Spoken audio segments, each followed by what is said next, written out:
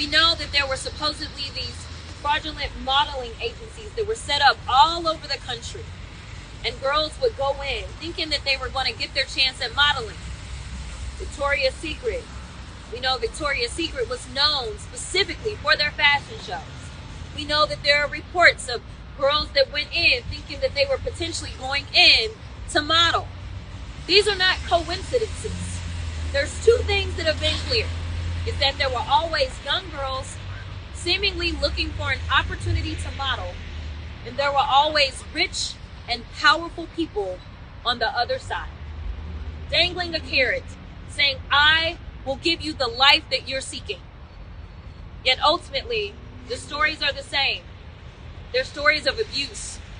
They're stories of trafficking. The House Oversight Committee has deposed billionaire retail mogul Les Wexner as part of its investigation into the federal government's handling of the case against Jeffrey Epstein. Wexner, 88, appeared behind closed doors in his home state of Ohio after being subpoenaed in January. He has long been considered one of Epstein's most significant financial clients and was named in a 2019 FBI document. However, Wexner has never been charged with any crime and strongly denies any wrongdoing. In his opening statement, Wexner reportedly said he was naive, foolish, and gullible for trusting Epstein, describing the late financier as a con man and a master manipulator. He insisted he had no knowledge of Epstein's criminal activity and never witnessed misconduct. Wexner acknowledged visiting Epstein's private island for a few hours with his family, but said he never saw or heard about Epstein being in the company of a minor girl. He added that the other life Epstein led, now known to be full of crimes, was carefully hidden from him. According to Wexner, he cut ties with Epstein nearly 20 years ago after the first federal investigation into Epstein emerged in Florida. He also claims he discovered Epstein had misappropriated vast sums of money from him and his family after Epstein had been granted power of attorney over his finances. Wexner said he immediately and irrevocably severed ties once trust was broken. He described how Epstein cultivated legitimacy by boasting connections to heads of state, politicians, royalty, and CEOs, sometimes allegedly orchestrating chance encounters to reinforce his credibility. In a press conference after the deposition, Democratic members of the House Oversight Committee suggested Wexner appeared to be lying in his testimony and did not seem to be giving the complete picture of his relationship with Epstein. It's important to note that Mr. Wexner appears to be unaware of much of the money, as he claims, that was given over to Mr. Epstein. In fact, it's interesting that Mr. Wexner has already begun to clarify in his mind that somehow he and Mr. Epstein weren't even friends. We should be very clear that the two were very close per reporting. They spent a lot of time together. Mr. Wexner admitted that he traveled to both Epstein's island as well as his other properties. Mr. Wexner also admitted that Jeffrey Epstein had access to a lot of Mr. Wexner's wealth. And when asked even simple questions, even as it relates to Mr. Epstein being the co-president of the foundation that established the area that we're in today, Mr. Wexner had little to say. In fact, it's clear that Mr. Wexner is trying to downplay how close Jeffrey Epstein and Mr. Wexner actually were. And we should be very clear that there would be no Epstein Island, there would be no Epstein plane, there would be no money to traffic women and girls. Mr. Epstein would not be the wealthy man he was without the support of Les Wexner. I think it's very important for us to know at this moment. There's a significant amount of questioning that has gone on, but I want to say one other thing and then I'm going to turn it over. We are committed to ending this cover-up. Right now, as we speak, over 50% of the Epstein files have not been released to the public and to the Congress. Donald Trump and Pam Bondi are leading a White House cover-up to protect billionaire, wealthy benefactors, whether it's Mr. Wexner or whether it's anybody else. And that has to end now. which is why we're here and why we're willing to go anywhere and to speak to anyone with information about Jeffrey Epstein's horrific crimes. So we have a lot of questions for Mr. Wexner, and we look forward to sharing those with all of you as well today. So with that, let me turn this over to Congressman Steve Lynch. Thank you, Robert. Thank you for your leadership. It's important to remember that all the evidence, the documentary evidence that we've received so far, much of it points to this witness and Les Wexner's involvement. As Robert has laid out, the financial wherewithal for an Epstein to operate in New York City, to operate in Florida, the Virgin Islands, the ability to travel, and in some cases his own credibility. There was a period there where Epstein was saying that he was closely involved with Wexner's operation, several of his Victoria's Secret, that he was involved in that process as well. So in a very real way, Les Wexner gave Epstein credibility.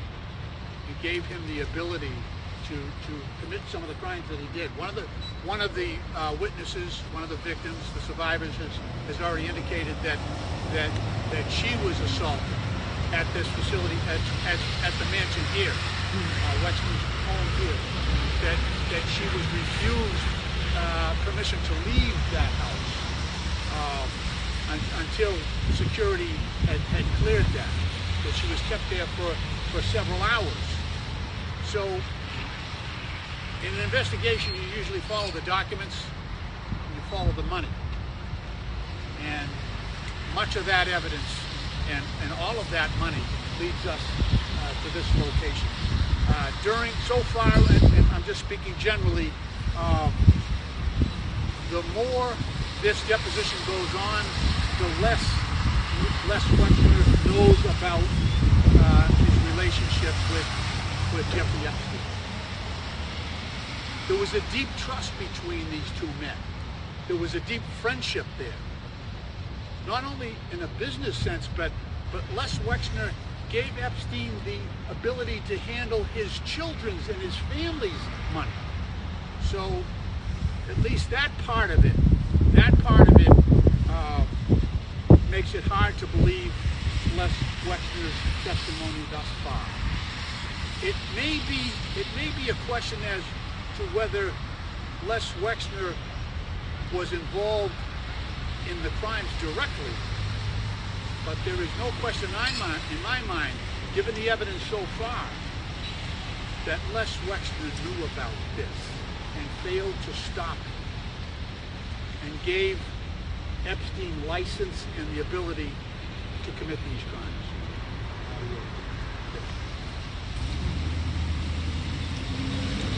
You've done something that the Department of Justice has failed to do. We have actually sat down and listened, not once, not twice, but on multiple occasions, to the survivors. As you saw last week, A.G. Bondi wouldn't even turn and look at the survivors, let alone allow her DOJ to do their job, which is to investigate. So here we are as the legislative branch doing our jobs and trying to do oversight. Let me tell you, the survivors have said over and over and over, follow the money. That was the one thing that they told us, as well as their attorneys. Follow the money. Well, we're following the money. But I'm going to be perfectly honest with you and tell you that we are running into dead ends at this moment. On yesterday, I was asked about this particular deposition and what I anticipated I would hear. As a trained attorney and litigator, once they told me he wasn't taking the fifth, I thought that the record would be full of I don't remembers. I will tell you that once this record comes out, you will see that you most likely will be left with more questions than answers. It is almost inconceivable to be missing the amounts of money that are missing, and somehow Mr. Wexner have no idea. The other thing that I want you to pay attention to, because again, as a trained litigator, think about some of the themes that we keep hearing. We know that there were supposedly these fraudulent modeling agencies that were set up all over the country, and girls would go in thinking that they were going to get their chance at modeling. Victoria's Secret, We know Victoria's Secret was known specifically for their fashion shows. We know that there are reports of girls that went in thinking that they were potentially going in to model. These are not coincidences. There's two things that have been clear. Is that there were always young girls seemingly looking for an opportunity to model, and there were always rich and powerful people on the other side, dangling a carrot, saying, I will give you the life that you're seeking. Yet ultimately, the stories are the same. They're stories of abuse. They're stories of trafficking at the highest level. And I will tell you one thing that was remembered for sure was when asked about Donald Trump and Epstein, and whether or not they had been in the same room and what that looked like. He didn't quite remember, but he imagined that yes, that possibly happened. Because he did remember that Donald Trump also would like to show up to the Victoria's Secret runway shows. Now, that was a little odd to him, he said, because Donald Trump was not engaged in fashion whatsoever. But he does recall that. He also said something that I feel like we've heard over and over and over, which is that Epstein liked to drop people's names. So he'd imagined that that may have been one of the names that he dropped. Listen, I want the American people, but more specifically, I want the survivors and anyone who is struggling right now to know that we see you, we feel you, and we are fighting for you. We will not stop. If Mr. Wexner is honest about his intentions in helping us, then we're asking him, if he doesn't remember, then go ahead and turn over all of your financial records. Because we need to follow the money, because that is exactly what the survivors told us to do. And we know that the Department of Justice is either inadequate or just not interested in doing justice as relates to this particular scenario. We in America deserve better. We are looking around the country and we're seeing CEOs that are having to leave their own companies. We're seeing people that are having to leave their board positions. We're seeing princes being dethroned. We're seeing all kinds of stuff everywhere except for right here at the highest levels of federal government. Whether we're talking about Donald Trump himself or whether we're talking about Secretary Lutnick, and the list goes on. We deserve better in this country, and we will get it. Good morning. Over the course of the last year, the American public has been witnessing what I can only call the most egregious cover-up in American history. And today was a critical part of our investigation to try to end this cover-up once and for all. We have met with the victims of Jeffrey Epstein, Ghislaine Maxwell, and the rich and powerful people that helped to perpetuate these crimes. And we have heard over and over from these victims the name of Les Wexner and the importance of following them up. Because the story of Jeffrey Epstein is one that can almost, it almost is the plot of a movie that is turned into a nightmare. And the real reason Jeffrey Epstein was able to get away with raping and abusing children, young women, boys, young men for so many years was because of the vast amounts of money that he was able to acquire, and that largely came from Les Wexner here in Ohio. So we're here to ask Les Wexner the critical questions, and it's been very interesting to see the types of responses that he's giving and his demeanor throughout the interview. He claims to want to provide information and to be helpful in the investigation, but then quickly follows up by saying that he does not recall details around a relationship with somebody that he had for decades. Les Wexner handed his power of attorney to Jeffrey Epstein. He allowed Jeffrey Epstein to live in his home, to have hundreds of millions of his dollars, to use his yachts and his planes. This was obviously a very, very close relationship, and so far what we have seen is a denial of that relationship. Another important theme that has come up today is that Les Wexner is actually tied to other sex trafficking and child abuse scandals here in Ohio, around the country. There are reports of payments that were made to a gynecologist at Ohio State University, and that money went through Jeffrey Epstein but came from Les Wexner. And he has been asked about this with no real response, no recollection. And again, as my colleagues have said, I don't think it is feasible or understandable or conceivable that any individual would not have an understanding of millions, if not hundreds of millions of dollars of their own money and can't answer to those questions.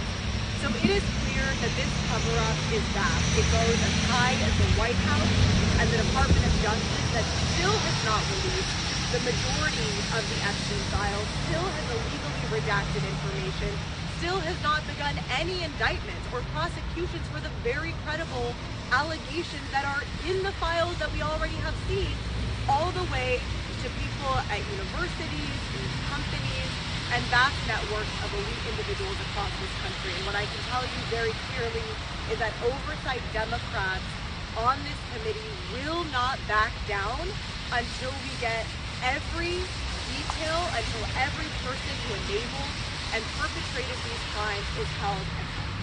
Thank you. Hi everyone, Dave Mann, freshman member of Congress out of Orange County, California, and before getting into office, I was a law professor. I'm a graduate of Harvard Law School, and earlier in my career, I was an SEC enforcement attorney, so I've done quite a few of these types of depositions and witness interviews. And while I don't want to comment on an ongoing deposition, we're going to go back in there and ask more questions. I can basically say that he has basically alleged that he saw no evil, heard no evil, despite being in the room with Jeffrey Epstein over and over and over. And it's really just not credible. I realize he's an elderly gentleman, memories fade, but the reputation of Jeffrey Epstein is very clear. Everyone around Jeffrey Epstein knew exactly what he's up to. And to spend that much time, to give that much trust to Jeffrey Epstein, and then to say, I don't remember seeing any young girls, I didn't hear anything about Jeffrey Epstein, it really is just not plausible. And so we're going to keep digging, but I want to just echo the comments earlier. This is a bit frustrating because we're not getting real answers to the questions that the American people deserve answers to. I also just want to give kudos to my colleagues behind me right here. Robert Garcia and the Democrats on the Oversight Committee have led the effort to try to expose this cover-up. What we've seen is foot dragging. We've seen, if you remember back to Pam Bondi saying that this was all a hoax and a cover-up, that there were no Epstein files. Due to the efforts of Ranking Member Garcia, we have been able to pierce that myth. We're getting more answers, but we've got a lot of work to do. And we'll just add, it is very frustrating the fact that there are no Republicans here today. I wish there were Republicans because sex trafficking should not be a D versus R issue. It should be a bipartisan issue. Everybody should be invested in finding the truth right now. And the fact that we've had so little cooperation from the Republicans on the House Oversight Committee, that the DOJ has actively tried to obstruct this investigation, that is shameful, and it will go down as a permanent mark on the records of people like Pam Bondi and Donald Trump. Now, I'll just close with this. When I got off the plane, I saw Wexner's name all over the place. His name is on buildings, it's on medical centers, and you immediately realize when you come to Columbus what a powerful individual this is. But I just want to say that no matter how rich or powerful you are, America stands for the principle that there's one rule of law that applies to anybody and everybody equally. And so whether Wexner is rich and powerful, whether Jeffrey Epstein or Donald Trump or Howard Lutnick are rich and powerful, should not matter. We're going to get the answers. People will be brought to justice. We will not rest until that happens.